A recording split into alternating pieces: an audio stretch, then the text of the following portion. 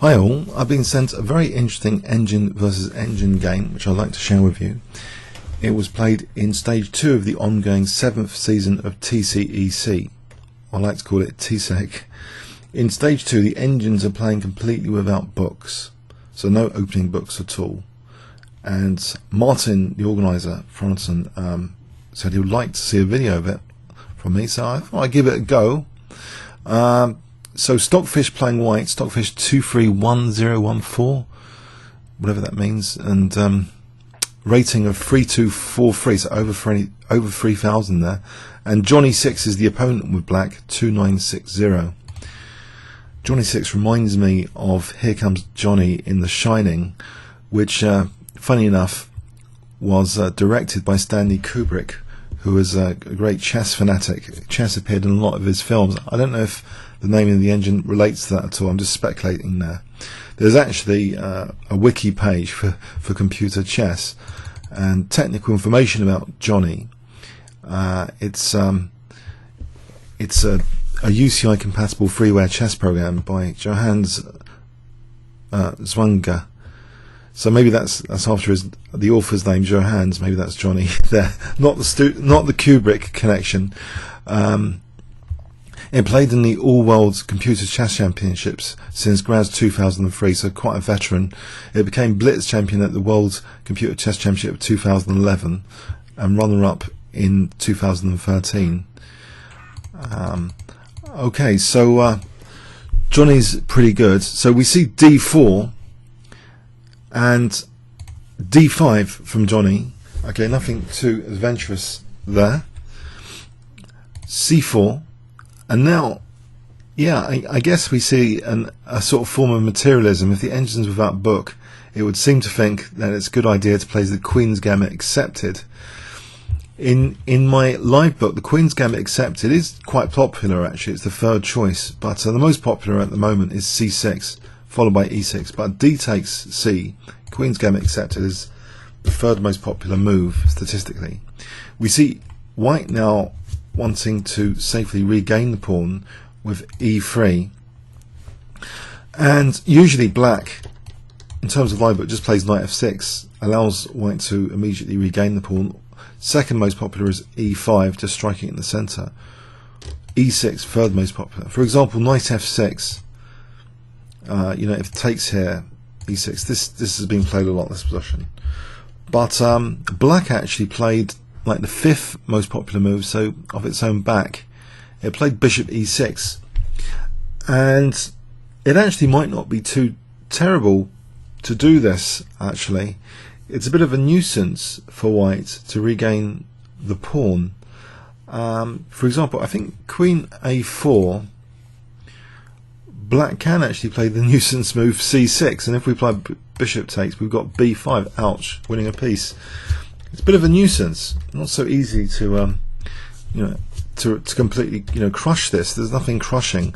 What black can do, which can create chronic weaknesses, is try B5, and that's got a terrible reputation with A4. And you can see the Queen's Gambit traps video on the channel if you want to have this explored. Black can get in a very bad position trying to cling onto the pawn, completely lost in fact, if black tries too hard. But yeah, this bishop E6, there's some method behind the madness here. Knight F3 was played, and C6, and these are the top moves in live book so far. Usually players with white in live book play A4 actually to try and restrict B5. And after A4, in fact, it seems there's 218 games with knight F6, and this heads for a kind of equality here after C5. This is now giving us about equal over 44 games, believe it or not. This position, where black's actually given himself that C6 now for the knight, seems only a minimal advantage for white, if there's any advantage for white. Black can continue with the fianchetto, although he's blocked in the bishop. If black continues with the fianchetto, it's not entirely terrible.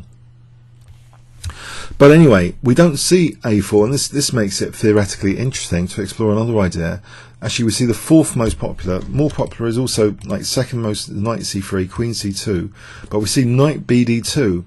So white is already kind of making this into a real kind of gambit with this move, because black now plays b5.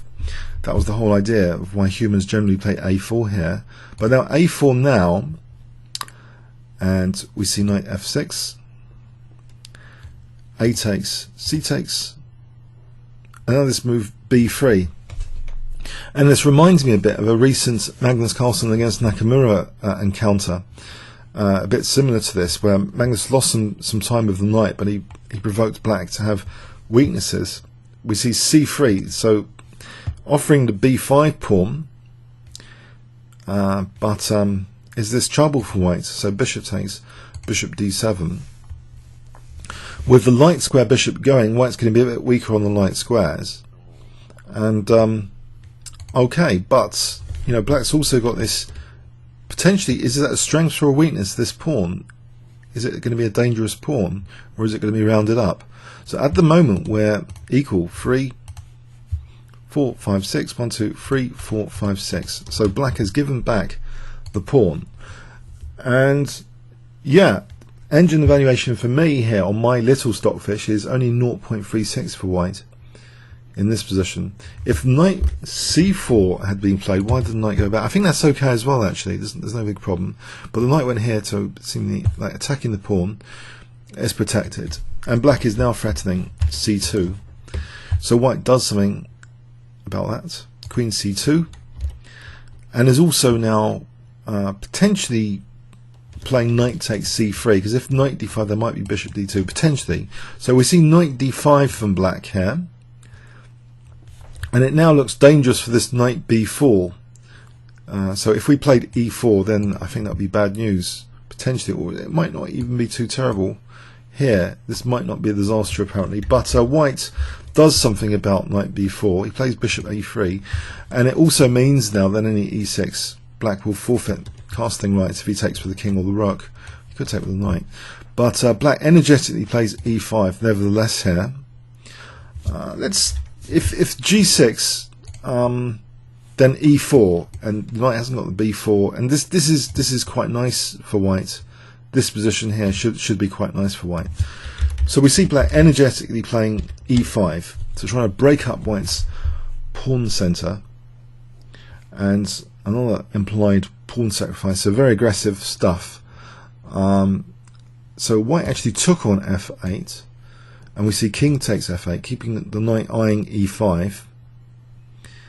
And okay, white just castled here, just calmly castled. If white takes here, I think there must be trouble ahead here, surely. I think, well, knight b4 starts to be a little bit dangerous for white. This position could be dangerous, because black has now got knight c5 on the cards. So yeah, it looks dangerous. Castles, knight c5, and this ends up being, you know, better for black. Well, where does the queen go? There's knight on knight b3, etc. So yeah, black's idea here would, you know, black would be given all the dynamic play in this position. Maybe even h5, and then knight takes b3. So white doesn't want to win that e5 pawn. It'll be trouble. So white just calmly castles. So yeah, equal on pawns, but the king has lost forfeited casting rights. So has Jonny underestimated this fact? The rook's there, not particularly useful. White's rooks would seem to be poised to connect more easily than black's rooks. We see knight b4, and this pawn is actually another major thing to assess here, because c2 looks to be quite dangerous coming up. So queen e4, and c2 is actually played here. Okay, if, well, knight bd2 might be a little bit inferior apparently to knight a3. With knight a3, white is actually potentially playing knight takes c2 to eliminate that and take on a7, because I think black's king is not in a great state here. Let's just demonstrate that. Say h5 was played, just for sake of argument. h5. Knight takes c2 might actually be plausible here, because a rook takes a7. There's multiple threats. There should be multiple threats, like queen d5. You know, we've got f7 as a target. We've got d takes e5. We've got all sorts of things. Queen f5. So yeah, I mean, knight a3 has a bit more venom to it. That it might actually capture on c2. We see knight f6 offering e5 here, but that would be terrible because then there's knight d3, and then the pawn is going to queen. It would seem quite terrible anyway, but in this particular position, yeah, black seems to be doing well, winning that rook. But okay, so white actually played queen b7, which keeps the knight on the sensitive f7 square. So white's actually threatening things like knight takes e5 to be on f7. He's also, of course, hitting the knight, so double attack on these two squares, although this needs knight e5 to be really dangerous. Black now played knight fd5, and yeah, it seems, why not knight takes e5 here? Well, black's kind of set, I think, a trap in engine terms, that it thought that knight takes e5 maybe wasn't that great. So here we see knight takes e5 threatening queen takes f7 mate. Black just plays queen c7,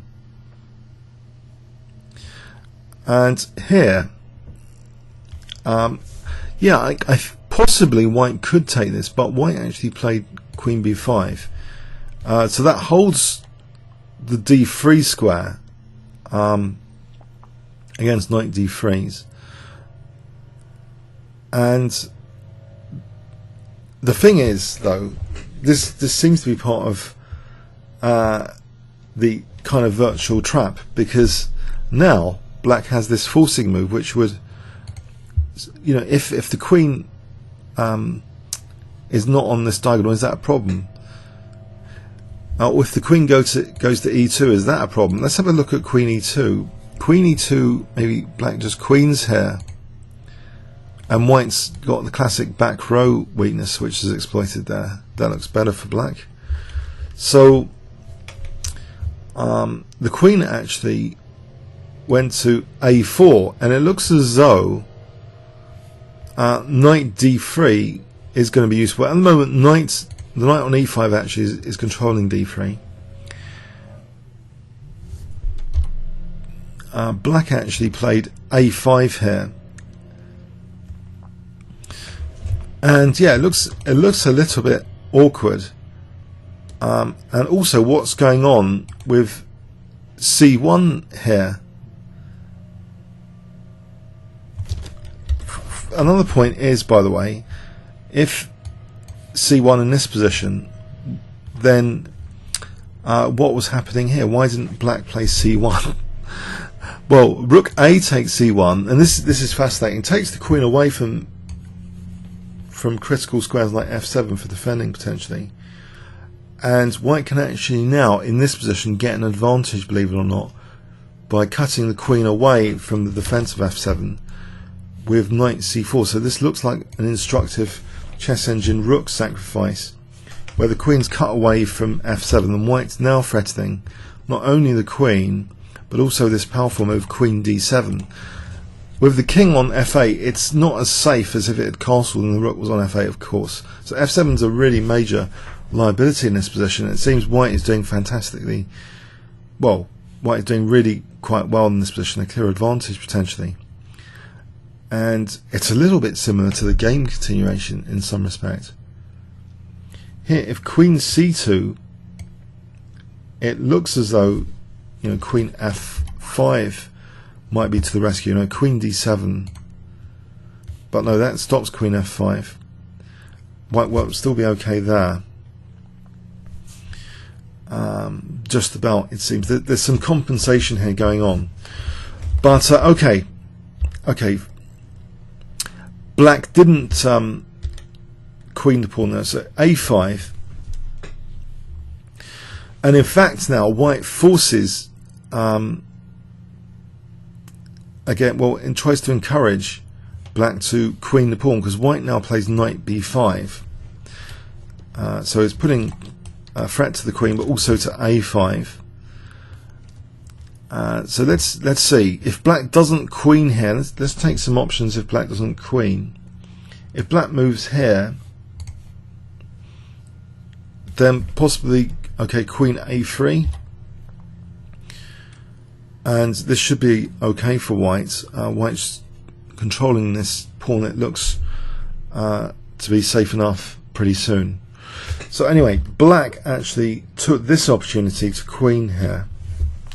And we get a similar theme, this idea that the queen is slightly out of action. We see rook a takes c1, queen takes c1, but there's a big difference, isn't there, from the variation just shown, because there's no knight c4 here to cleanly cut the queen away from coming back. And also, isn't there another snag here? Hasn't white just lost an entire rook, in fact? Because if rook takes, then rook takes c1 is checkmate. There's very limited moves for white here, surely.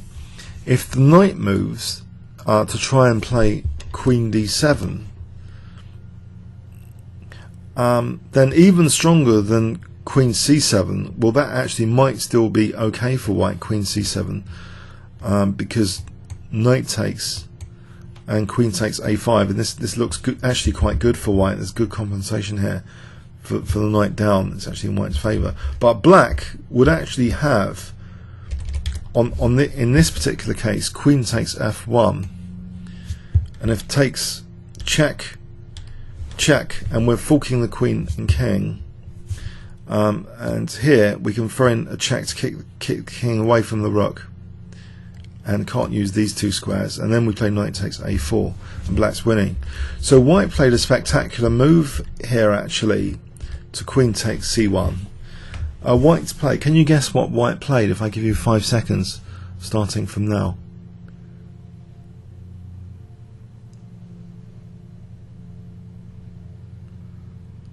Okay, white played the comp h3. Another move of the similar vein is queen takes a5, apparently. That might be okay as well, but h3. So for the moment, there's no queen takes f1 tactic, because the knight's controlling c3, so this check, and it's not as devastating.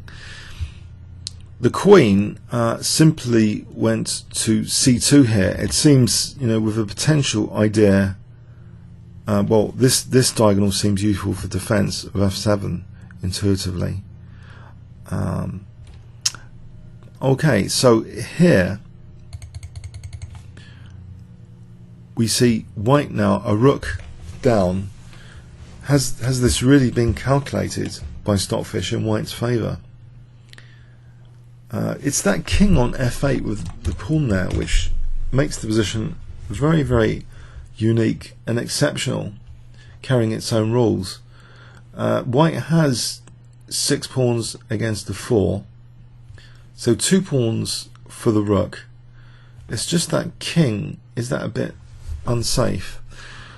White plays, I think, the absolute best move, knight d6. So now queen d7 is the clear idea, and it would seem logical for black to maybe consider queen c7, because rook c7, actually there's an embarrassing queen e8 checkmate. The thing is, if queen c7, then we have this position where white wins that and is a knight down instead of a rook down, but gets another pawn, and this is actually good for white with things like e4 coming up. There's big compensation here. The knights are a bit loose, actually. That's another unique thing about this position, that white's pawns in the king position and the rook just being there. It's not great for black, this position. It's significantly worse, in fact. So yeah, black treads carefully with the move rook b8. Okay, that seemingly invites queen d7. Let's have a look. This wasn't played. In fact, e4 was played. If queen d7 is played here, actually, the f5 square can't be used clean, but there's queen c7 to defend here, and this should be actually better for black now after queen c7. So that's technically possible. So white actually plays e4, which seems to undermine the black's c7 control. Now if the knight went to e7, let's have a quick look at this. Then here knight d7 check would pick up the rook, and that should be better for white actually. After that, the king can't go to e8, we pick up the rook, and that's better for white. So yeah, black actually played knight b6, which also stops queen d7. It's controlling d7, and now just queen b5. And in fact, white has a spare knight to coordinate with the queen here on f7. And with that idea in mind of the spare knight, knight d7 doesn't mind getting rid of one of the knights to get this queen on d7 with this knight here. Also, this diagonal has now been blocked by that e4, so there's no queen f5 either. So there's no queen f7. F7 looks as though things are going wrong for f7 control right now. Black played queen c7 though. Okay, that seems to be okay. Surely now the queen is not getting involved with knights on f7. White now plays knight d takes f7, hitting the rook on h8. And of course this pawn's loose as well. Black tries to keep that rook, and this pawn is taken. So quite a few pawns now for being a rook down. 3, 4, 5, 6 against the 2. So 4 pawns for a rook. The rooks are not really connected though, and the knight seems stumbling around. So a very interesting position from the dynamics perspective. What on earth is this about? Black now played knight 6 to d5, hitting the queen, wanting an exchange of queens. If that exchange of queens happens, then I think it's in black's favour here. Just about. If black plays perfectly, it might be in black's favour. Black could start wriggling out with g6, with maybe rook g7 later coming out, emerging. So yeah, white actually plays a nifty looking move. I like these moves. Queen a1. We've seen this in another engine game recently on the channel. Queen going all the way back to a1. That seems to be one of the more promising squares. It's actually controlling potentially this diagonal. If black wanted to get this rook moving with g5 later, it's going to be weakening key dark squares. Yeah, for example, if the queen had gone back to a3, then black could start getting aggressive like this, g5, with g4 coming next, or rook g7. This starts to be really quite aggressive. And where's the compensation for white? But with queen a1, these kind of threats are kept under control, believe it or not. We see knight f4, d5, and with this diagonal, the queen's on that diagonal. Something like g5 is punishable now. We just played d6, and then we've got things like knight h6, and this is really dangerous for black, this position. If, for example, rook g7, knight f3, threatening queen f6. So there was a great point of the queen on a1 on that diagonal, not only against black's g5 threats, but also, you know, just ready to pounce on all the dark squares across the diagonal. So yeah, fascinating stuff, this queen a1. So we see knight f4, d5, knight b d3, check, queen e7, d6. Now this pawn looks dangerous. Queen f6, d7 check, queen e7. So white's got this dangerous passed pawn here. So playing a rook down though, queen a5 keeps hold of the knight and also looks at that d8 square for queening potentially. So okay, but yeah, very, very interesting position. Black played now knight takes e5. After knight takes e5, it just seems, you know, black's a rook up right now, but doesn't seem to have anything. I mean, if we tried queen g5, that's crude, to threaten the mate in one. Doesn't really work. There's queen c5 check here. And if here, that's the only move, then queen c8 check. Then if here, queen c4, and actually we've got the classic attack on f7, and then if there, then knight c6, and we've got a fork on the queen and the rook there. There, g3, and yeah, it seems as though, you know, black's running into big difficulties in these sorts of positions where there's so many things going on. Yeah, very, very complicated, but white ends up being better, it seems. So yeah, queen g5 wasn't played, so in fact we see queen d6. For whatever amazing tactical reasons that one is played. Keeps an eye on d8 though. Black's now also keeping the pressure on e5, so knight g6 might be coming next. And you know, the queen controls also the d1 square, so there's no rook d1, it seems. So is this a cold shower move to White's whole strategy? White is playing here a rook down for how many pawns? For 4 pawns. 3, 4, 5, 6. So 4 pawns for the rook.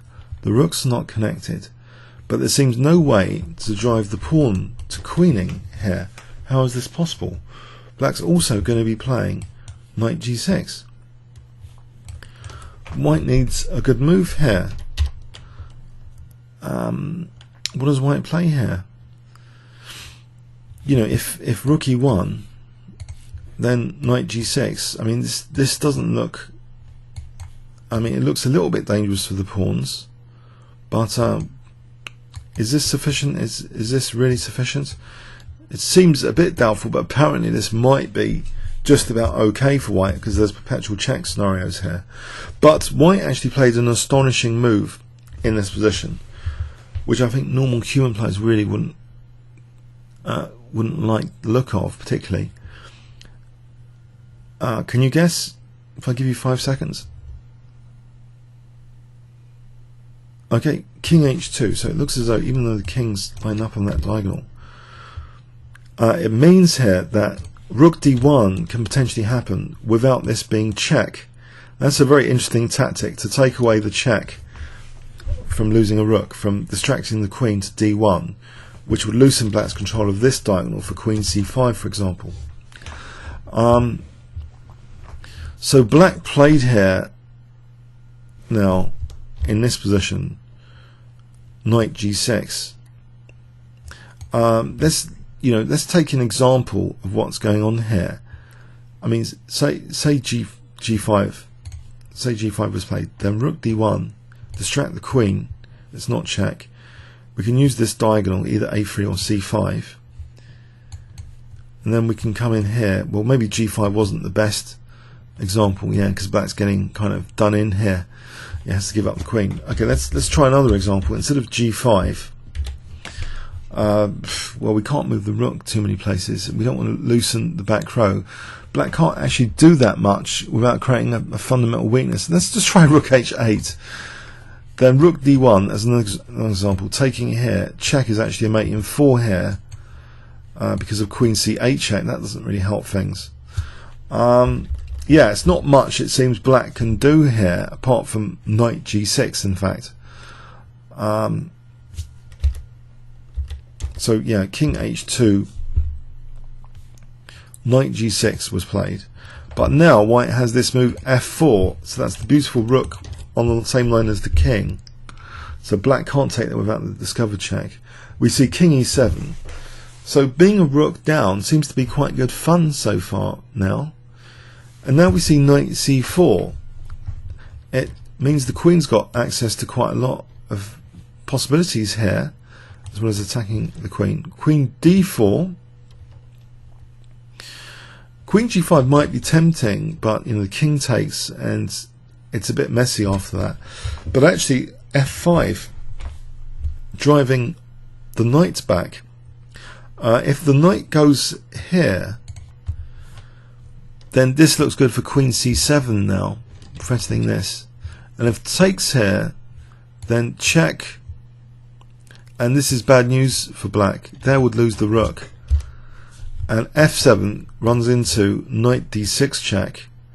And if here, f6, this is quite dangerous for Black. With f7, this sort of thing, queen e8 is forcing a mate. So yeah, this looks really dangerous for the knight to go to h4. It goes to f8. And now another astonishing move. It's like these moves you don't really see in human games. This idea of distracting the opponent's queen away. Although white's in a very good shape in this position, apparently, white can actually get an advantage, it seems, from my Stockfish perspective, from just queening here. For example, d8, rook takes, check. And this is really bad. After e5, threatening e6. What does black do here? For example, this is a variation I looked at earlier. Check, e7, and then white's only the exchange down, and is doing fantastically well. So f7 check. This is just horrible for black, this sort of thing. But white played an even more amazing move. Instead of d8, played rook f2, so trying to distract the queen again to here, because otherwise there's rook d2 coming. So this is taken, the queen's distracted again. Okay, we see queen e5 check, so white is now playing two rooks down. I know, it's an engine versus engine game. This is what you expect. So two rooks down. Look, no rooks. Look, Mark, no rooks. But no, he's taking one rook back immediately. Only one rook down. No big deal. King e7 check, and the other rook looks loose as well. And in fact, that one gets zapped now. So in fact, from being two rooks down, both rooks recovered. Extra pawns, winning ending, or is it check?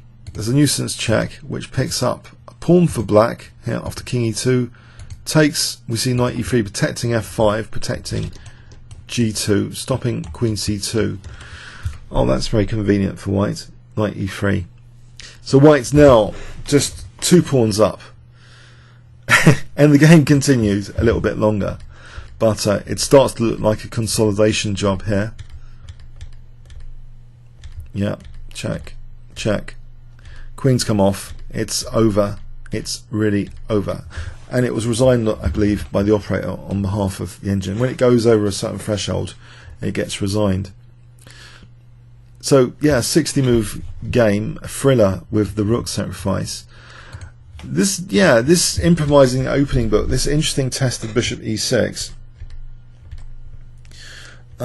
White's, from a theoretical point of view, white's play here is interesting because theoretically, in live book, there are 215 games with a4, with the idea of discouraging b5. But if black doesn't play the b5 move, as mentioned, and just plays instead for c5, black should be fine here because this is not ideal. But if black did play b5, the point of the human book move, I believe, is if b5 is played, that should be a big problem for black. Now the classic problems emerging here. We're trying to hold on to the pawn. There's a lot of damage here after b3, so this should be really quite good for white. This kind of position, e4, and we've got things like d5 next. But no, the way black's played, the way white has played it with knight bd2 sheds new light on the position. Maybe that a4 is not actually needed, but just wait for b5, then a4. But black gives back the pawn, and it seems has a promising position in some respects. But white's grip on the centre is evident. White is not lured into winning another pawn. White just basically taps into the weak king here, in a way, and prepared to sacrifice a rook if needed, to get to this f7 in some sort of way, attacking f7 soon. So knight b5 and black queen's going a rook up dramatically. So despite being a rook up here, this calm h3 move, giving black the move. The knight's controlling, though, all the squares here. So the queen uses c2, because otherwise taking king h2. And then we see this knight d6 where white is now threatening queen d7 and stuff. So yeah, it got very, very interesting to try and stop this queen c7 resource, kick the knight away from controlling c7, queen b5, and still, you know, the pressure's relentless here. And white just volunteers going a rook down. Now it's got a lot of pawns, getting that f pawn and the a pawn, so it's like 4 pawns for the rook. So technically, it's like almost balanced. And it shows this queen a1 shows that if black tries to get nasty with the rook, it will backfire on the diagonal. A fascinating tactical game.